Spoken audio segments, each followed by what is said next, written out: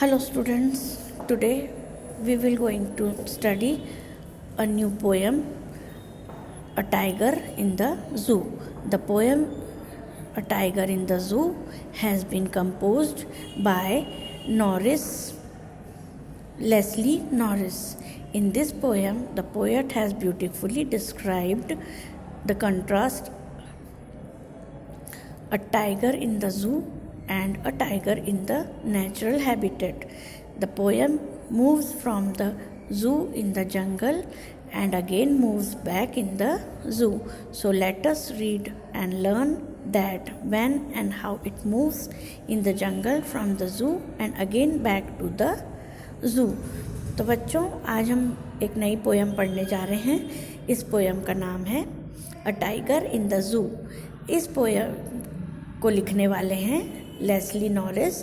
इस पोयम में पोएट ने बहुत ही अच्छे तरीके से एक टाइगर जो ज़ू में रहता है और एक टाइगर जो जंगल में रहता है, प्राकृतिक तरीके से रहता है, उन दोनों का विरोधाभास बताया है. दोनों में क्या अंतर है, दोनों में क्या विरोधाभास है, उसके बारे में बताया है. तो ये पोयम ज़ू पता है सबको, चिड़ियाघर से जंगल और जंगल से चिड़ियाघर में, इस तरह से दोनों के कंपैरिजन है, दोनों की तुलना है कि एक जंगल में रहने वाला शेर टाइगर और एक ज़ू में रहने वाले टाइगर में क्या फ़र्क है. तो let us start the poem.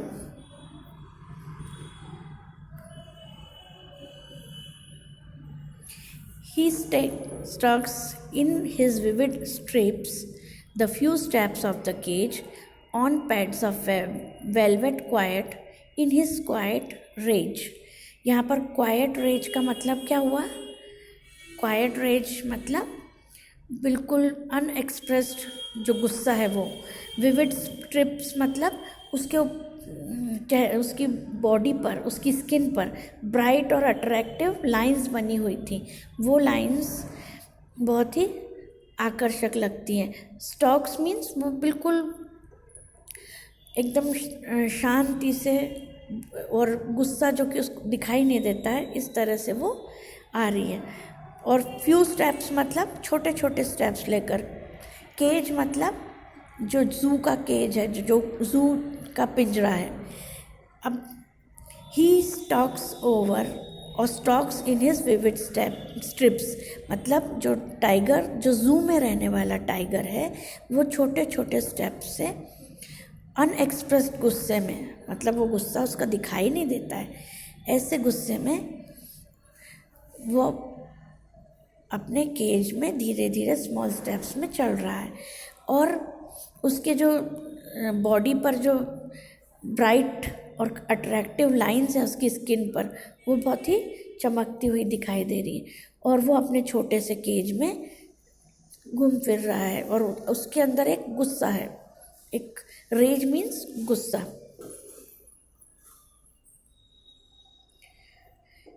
He should be lurking in shadow, sliding through long grass. अब देखिए यहाँ पर ये जो टाइगर है, ये जंगल के टाइगर के बारे में बताया गया है कि वो थोड़ी देर लर्किंग इन शैडो मतलब थोड़ी देर वेट करता है एक पेड़ की छाया में.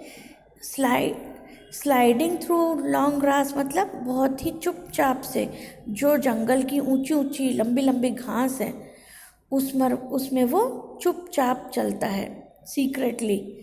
स्लाइड्स मतलब बहुत धीरे धीरे से सीक्रेटली वहाँ पर चलता है.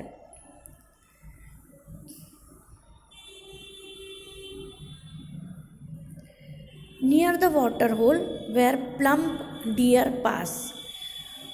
नियर द वाटर होल मतलब वो जैसे नदी के किनारे या किसी पॉन्ड के किनारे या किसी रिवर के किनारे.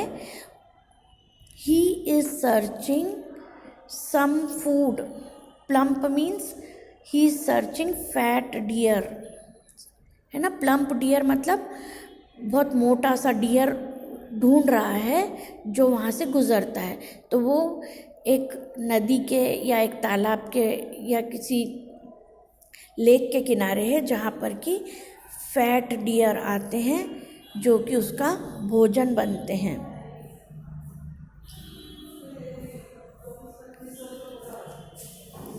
He should be snarling around houses at the jungle's edge, baring his white fangs, his claws, terrorizing the village. अब again this stanza is about a tiger who is roaming in the jungle. तो स्नैरलिंग का मतलब क्या होता है? जो गुर्राने की आवाज़ होती है ना, दहाड़ने की आवाज़, गुस्से में चिल्लाने की आवाज़।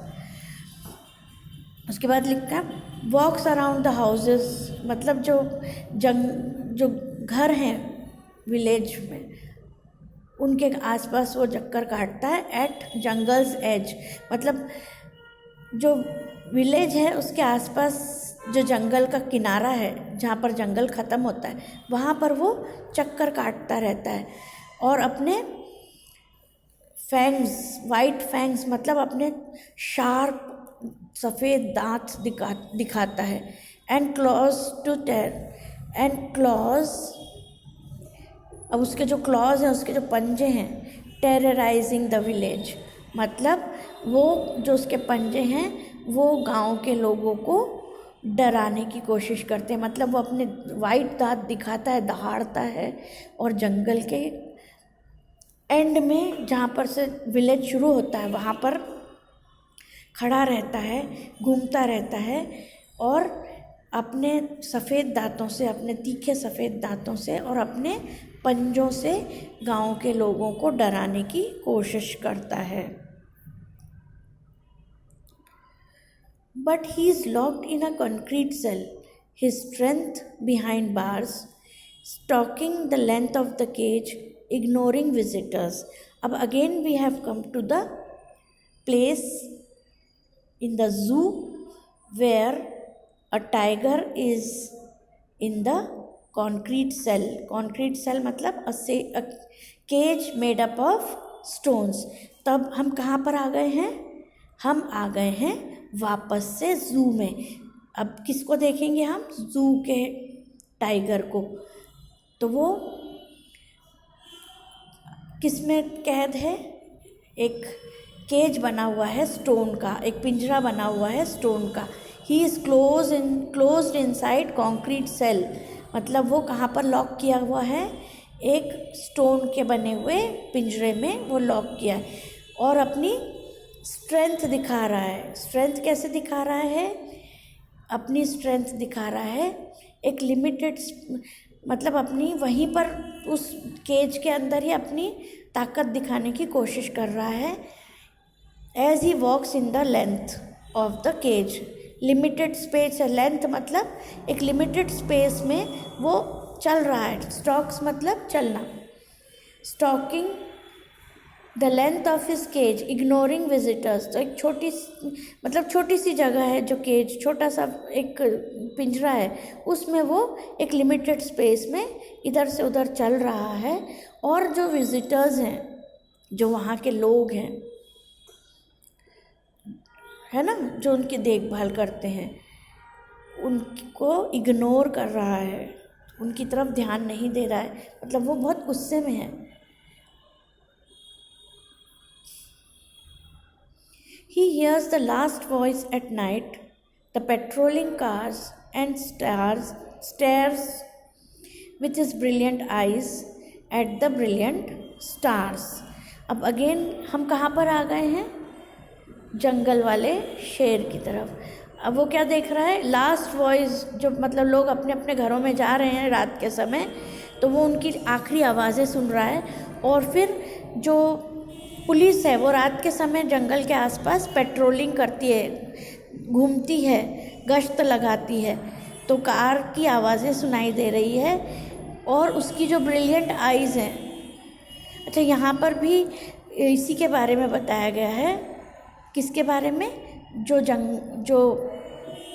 ज़ू वाला जो टाइगर है उसी के बारे में बताया गया है कि वो लास्ट वॉइस, मतलब लोग अपने अपने घरों की तरफ जा रहे हैं रात के समय, और फिर उसको सुनाई देता है कि कार्स की पेट्रोलिंग के आने, पुलिस की कारें आ रही हैं जो वहाँ पर गश्त लगाएगी रात के समय, और वो अपनी ब्रिलियंट आइज़ से देखता है, स्टेयर करता है। स्टेयर मतलब घूर घूर कर देखता है, और उसकी आँखों में एक आशा है फ्रीडम की, और वो आकाश की तरफ देखता है, ब्रिलियंट स्टार्स को देखता है, ब्रिलियंट फ्यूचर को देखता है कि मेरा फ्रीडम वाला फ्यूचर कब आएगा।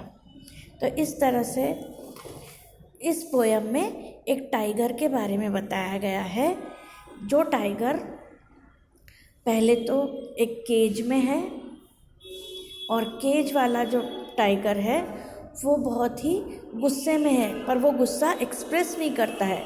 उसकी अट्रैक्टिव ब्राइट और लाइंस जो उसकी स्किन पर हैं, और वो एक छोटे से केज के अंदर है। फिर जंगल के टाइगर के बारे में बताया गया है कि वो एक शेड के नीचे है, ट्री के, और चुपचाप धीरे धीरे बिना आवाज़ के सीक्रेटली उस जंगल की लंबी लंबी घास के अंदर चल रहा है, और एक वाटर होल के करीब है। मतलब वाटर होल मतलब या तो नदी हो सकती है, या झील हो सकती है, या कोई तालाब हो सकता है। वो किसकी तलाश में है? वो अपने लिए एक मोटा सा डियर ढूंढ रहा है, जिसको कि वो अपना भोजन बना सके। और फिर वो विलेज के जंगल के एकदम किनारे पर चला जाता है, जहाँ से कि विलेज शुरू होता है, जहाँ पर विलेज के हाउसेस दिखाई देते हैं। वहाँ पर वो दहाड़ कर, चिल्ला कर लोगों को डराने की कोशिश करता है, अपने सफ़ेद तीखे दांतों को दिखाता है, और अपने जो पंजे हैं उनसे विलेज के लोगों को डराने की कोशिश करता है। फिर से हम आ गए हैं केज के टाइगर के पास, जहाँ पर कि बताया गया है कि केज का जो टाइगर है वो एक स्टोन से बने हुए पिंजरे में कैद है, और वो अपनी ताकत सिर्फ वहीं तक दिखा पाता है, और एक लिमिटेड स्पेस में वो घूम रहा है। मतलब उसके लिए जो जगह है वो सिर्फ वो केज है, वो वहाँ भी वहीं पर घूमता रहता है। और जो विजिटर्स हैं, जो मतलब वहाँ पे जो लोग हैं, जो जिन्होंने उसको कैद में रखा हुआ है, जिन्होंने उनको उस पिंजरे में रखा हुआ है, ज़ू में जो काम करने वाले लोग हैं उन्होंने उसको पिंजरे में रखा हुआ है, उनको वो इग्नोर करता है, उनकी तरफ ध्यान नहीं देता, क्योंकि वो बहुत गुस्से में है, पर वो गुस्सा अपना एक्सप्रेस नहीं कर पाता है, और इसलिए वो उन विजिटर्स को इग्नोर करता है। और वो देखता है कि सुनता है फिर वो आखिरी आवाज़ें कि अब लोग अपने अपने घरों में जा रहे हैं रात के समय, और अब कारों की आवाज़ सुनाई दे रही है, जो पुलिस की कारें हैं, और पुलिस की कारें पेट्रोलिंग के लिए वहाँ पर आई हुई है, गश्त लगाने के लिए आई हुई हैं। और वो अपनी आँखों से एक आशा भरी आँखों से फ्रीडम को देखने की कोशिश करता है। मतलब वो चाहता है कि उसको फ्रीडम मिले, और फिर वो स्टार्स की तरफ देखता है कि मेरा ब्राइट फ्यूचर ऑफ फ्रीडम कब होगा। I hope you have understood the poem.